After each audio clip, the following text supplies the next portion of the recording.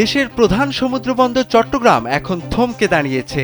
New Mooring container terminal পরিচালনার দায়িত্ব আরব আমিরাত ভিত্তিক কোম্পানি ডিপি ওয়ার্ল্ডকে দেওয়ার সিদ্ধান্তের প্রতিবাদে রোববার সকাল ৮টা থেকে ফের লাগাতার ধর্মঘট শুরু করেছে চট্টগ্রাম বন্দর রক্ষা সংগ্রাম পরিষদ। এই আন্দোলনের ফলে বন্দরের জেটিতে পণ্য ও কন্টেনার ওঠানামা থেকে শুরু করে ডেলিভারি কার্যক্রম পুরোপুরি বন্ধ হয়ে গেছে।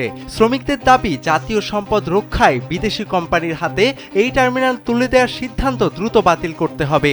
সকাল থেকে কোনো পণ্যবাহী যানবাহন বন্দরে প্রবেশ করতে না পারায় অপারেশনাল কার্যক্রম এক প্রকার অচল হয়ে পড়েছে।